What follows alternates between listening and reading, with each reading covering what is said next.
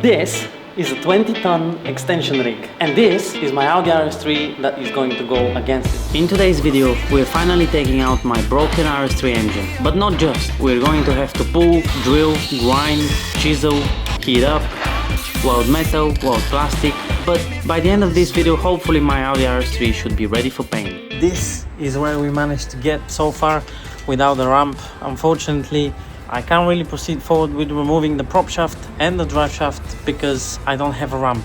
Now the time is for the car to go to the body shop to straighten that chassis leg and to get the engine out there. So see you there. The Rs3 is on the back of a truck and next stop is body shop. We are taking out my engine for two reasons. The first reason, we need space to work on that bent chassis leg. The second reason, well, engine is broken, but we'll get into that in another video. So this is George, and since I don't have experience to repair chassis damage, he will be helping. We start off by removing both middle under trays.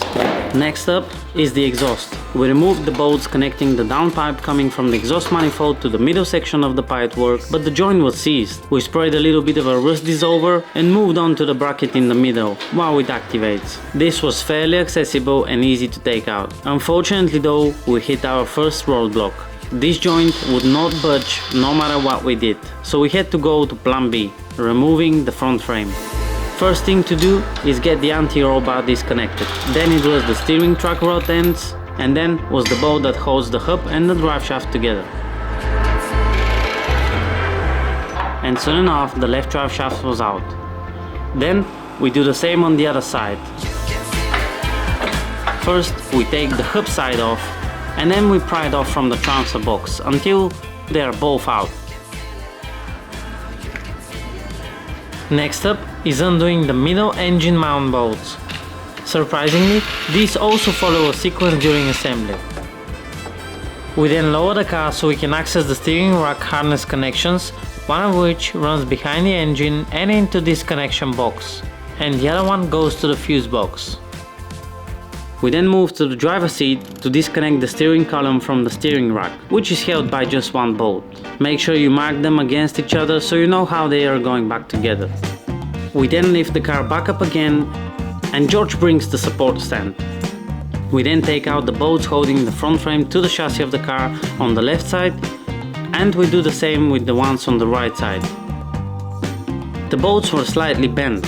I guess that explains the bend on the inner tie rod we fixed in a previous video. Maybe something has moved here, but regardless, we managed to take the front frame off. Update, we've just removed the front frame, and now the only thing left to do is removing the exhaust pipes and the prop shaft, which you can see just there. As you can see, the exhaust is almost out as well. And yeah, we're pretty much there. It's now time to come back to the exhaust. And in order to be able to remove the prop shaft, we have to remove this heat shield first. We then undo both brackets that hold the back box of the exhaust, unplug the exhaust flap actuators, and out it comes. The next step is prop shaft. We have to make sure it's well supported or else we'll be in trouble. First things first, we have to mark its position against the rear diff. And that's done. Second step is undoing the bracket bolts that hold it against the body, but only slightly. This is so the prop shaft is still attached to the body, but can travel back and forth. We then move on to the bolts attaching the prop shaft to the rear differential, and in order to gain access we have to rotate slightly, until finally it's completely out. We have the prop shaft out and the exhaust out, and now it's time for the big engine out. And the moment of truth has finally come. We put a piece of wood on a pallet trolley. George is then undoing the gearbox mount first, which seemed to be pretty tight. Once that's done, he's on to the other side. On this engine mount, there are 3 bolts that bolt to the engine and 2 that bolt to the body. And just like that, the engine mount is out too. And here we go, the big moment I've been dreading for. The engine is finally out. Finally, the engine is out of the body, and now we can see how much of a damage we've got. Look at the deformation the accident has caused. At this point, I'm looking at the other chassis leg and it honestly seems off, but I guess we'll find out later. And now the next step is removing the gearbox and the transfer box, and then it's a go time to disassemble everything on this massive assembly, and then we're gonna see what's the issue. Here we've got the turbo, and it's actually pretty much perfect. There's absolutely zero play inside, so this is a good sign. We've removed the transfer box now, and unfortunately we had to drain the gearbox oil, which we're gonna replace anyway along with the new filter. And now the next step is removing the gearbox, and then finally we've got just the engine. First task is removing the gearbox oil cooler. There are 3 screws for that.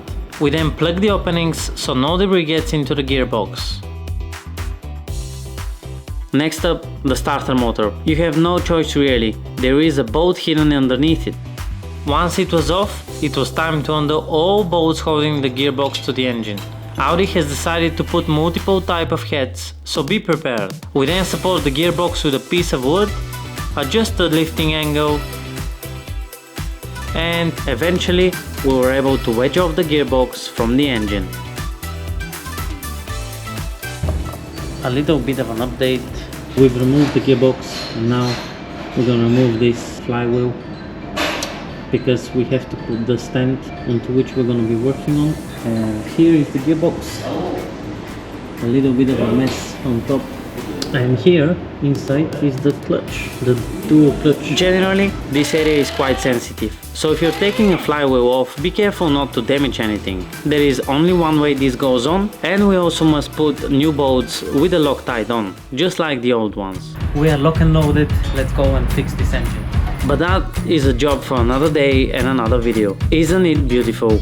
I dropped off the engine at the garage and I drove straight back to George so we can continue working on the body. We are right off with the bent chassis leg. I asked George what would happen if we pull it without heating it up, and he showed me that it breaks instantly. So in order to do a proper job, we have to cut out a piece so we can access the inside of the leg, and in order to put it back together exactly as it was, we first mark the spot welds. The next stop is drilling them out with a small drill bit first. This is to help the spot weld drill bit, which can get worn out pretty quickly due to the hardness of the material. But since that exact thing happened to us pretty quickly, we had to navigate to alternative solution, a die grinder. And after all the spot welds were out, we made a cut through the panel with an angle grinder and started chiseling it out, until it eventually fell off. Now we can see the damage from the inside as well. I was surprised there was no glue between these panels, but maybe it could cause a bad weld if there was. The next step was burning out any silicone and seam sealer. We then extended the rig slightly so the leg was under tension, and started heating up with a brazing torch. This can literally melt the metal.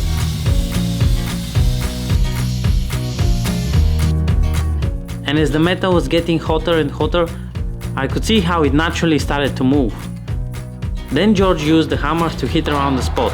Apparently, that way we release the strain in the material so it doesn't spring back. And after a session of hammering, we go for round 2. Same process, same tool, but this time going from the inner side.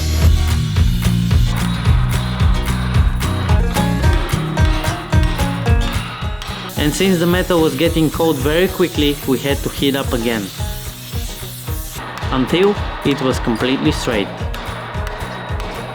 We then released the extension rig, and it was on to the next step, grinding the surfaces to which we're going to be welding in a minute, both on the body and the little piece we cut out earlier. George then test fitted the piece, but it seems that we have gone slightly over, and the piece will not fit. Considering we're pulling from the inner side here, and there is a missing panel on the other side here, we pull the leg with the ratchet strap to the other one so we can control the amount of movement we need. And once that's in place, we use the same process. With a hammer, we beat up the panel to release the inner stress on the material. We then put the welding clamps, align it slightly, and we are good to start plug welding on the exact same spots the factory did.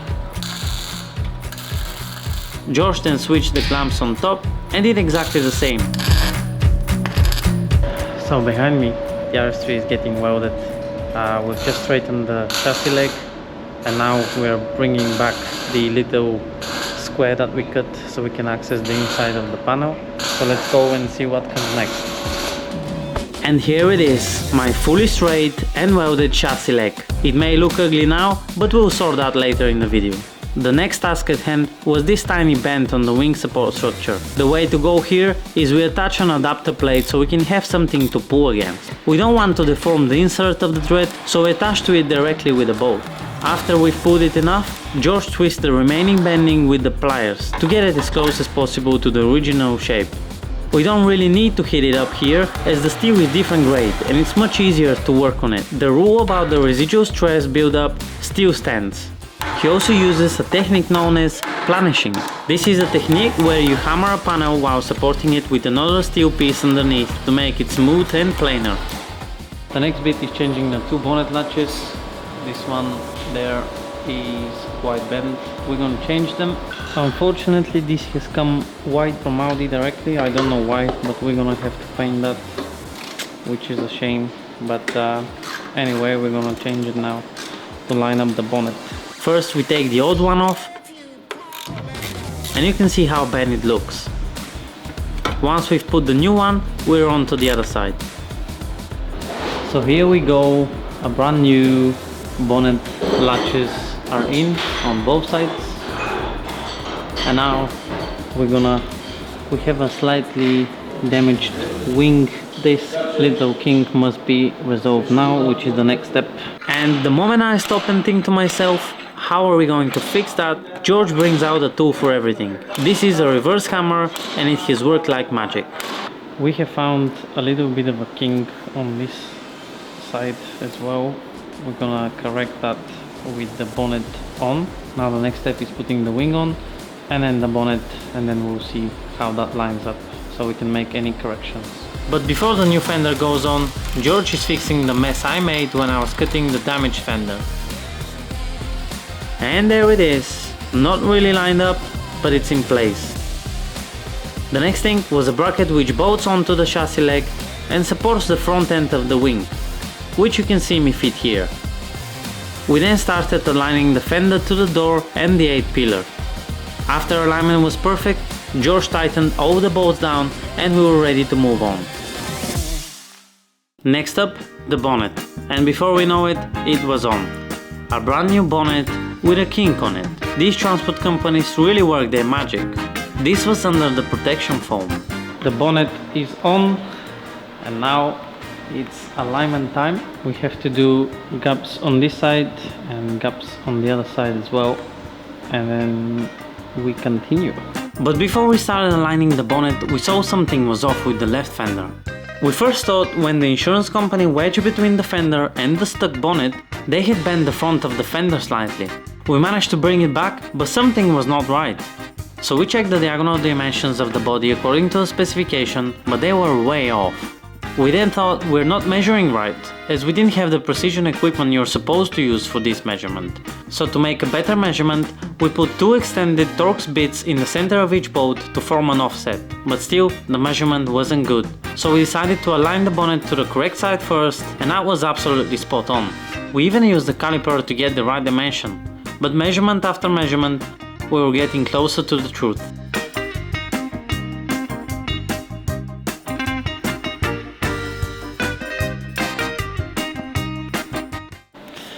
Okay, a little bit of an update. The bonnet is now fully lined up with the wing in here as well. Everything lines up perfectly. But on this side, we have an open gap. Now we measured everything and this wing is straight, but the wing is linked all the way to the chassis leg. And now this chassis leg, we checked the dimensions and the diagonals, and we have a 10mm difference, 10 to 12mm difference. So we're gonna straighten this chassis leg. Apparently this one is also bent, so this is gonna go back now, and hopefully everything should be straight. So without further ado, we hooked up the other leg and started pulling. Now at first I thought we have to heat this up, but since there was no visible deformation, we decided to go with cold pulling. We pull it and we let go. We measure and then we repeat. It was definitely a long process and definitely stressful, as I could see the whole front end of the car twisting, but eventually we got to where we wanted to be. We even test fitted the crash bar, and believe it or not, the holes through which it bolts onto the chassis leg were also bang on in the middle. The alignment process on this wing was much more complex. There is a bracket on the inner side of the wing that is riveted to the actual fender, and that was also slightly bent, so we had to pull it with a ratchet strap to make sure it's deformed back to where it should be.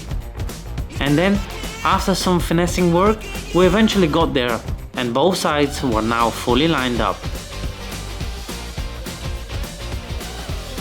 Up next is the radiator pack assembly, which I put together in the last video. These also have a centering holes on them, and you can see me and George doing just that, lining it up. We then adjusted the bump stop, which controlled the height of the bonnet in a closed position, and since we were tired of putting a piece of wood to hold the bonnet open, we put the gas strut back on. We straightened the kink on the bonnet as much as possible, and we moved on to the headlights.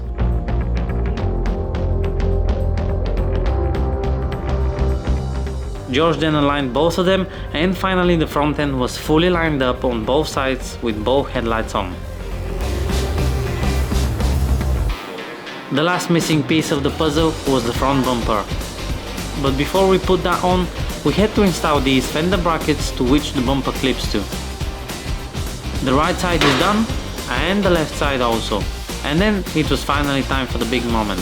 But yet again, something was not right. We have just test fitted the front bumper, the headlights, the bonnet, and pretty much everything else.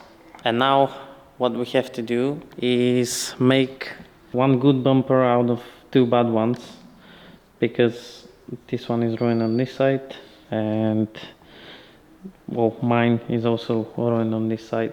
And this is the first test fit, almost complete. The plan to resolve this issue was to take a section from my bumper, which also had damage on the same side, but yet it was somehow better than the one I bought from the UK. In order to do that, I had to strip everything from this bumper. The lower grille, the main grille, the air ducts for the auxiliary radiators, and everything was overlapping with each other. So both of us continued to strip until we were clear to cut a piece of my bumper. But it's never too easy, isn't it? The main flange that actually holds the bumper was ripped off during the crash. But thankfully George knows exactly how to deal with that. It was time for plastic welding. The first step is fixing the flange in place using the soldering iron. Step number 2 is grabbing a piece of plastic which must be made from the exact same material as the one you're going to be welding on. In our case, this was PP EPDM. We then use this piece of equipment which blows hot air in a small area and melts both the bumper and the additional material until they are welded together.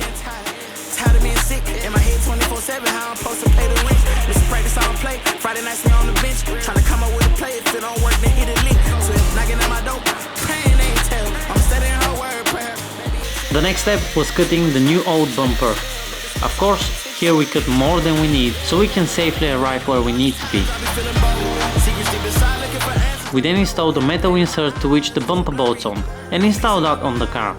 And once the piece is bolted onto the car, we then start aligning the two pieces together. And voila! An hour later, George has worked his magic to weld one complete and fully lining up front bumper, saving me thousands.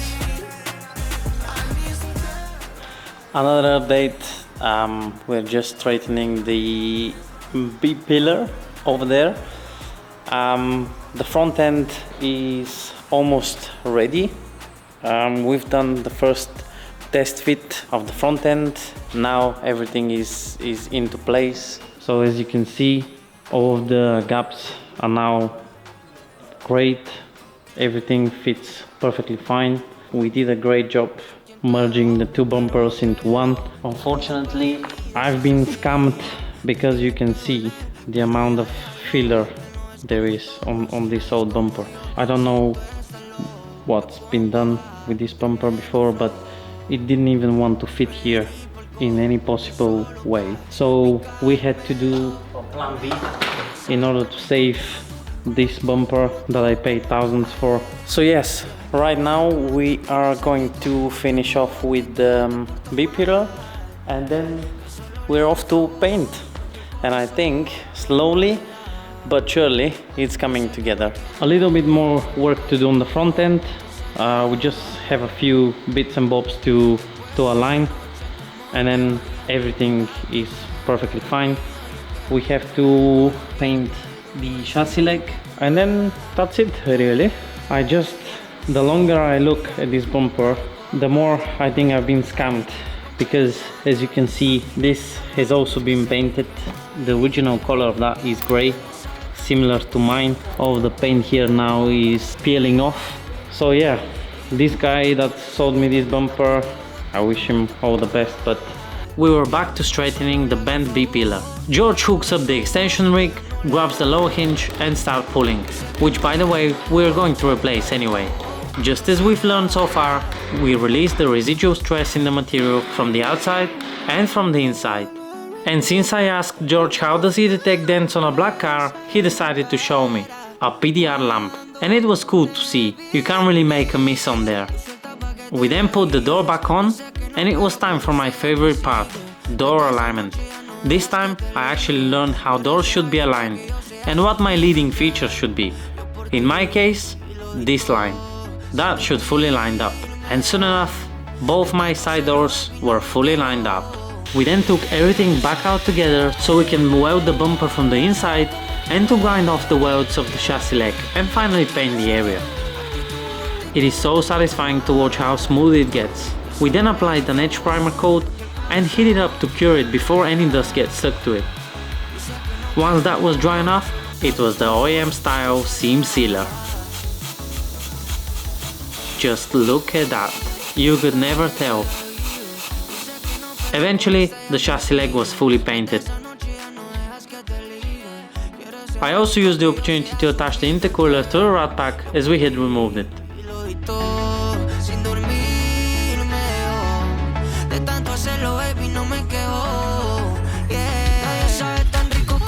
So there it is, nice and ready for paint. Everything is done, B-pillar is straightened, front chassis legs are straightened, test fit is performed.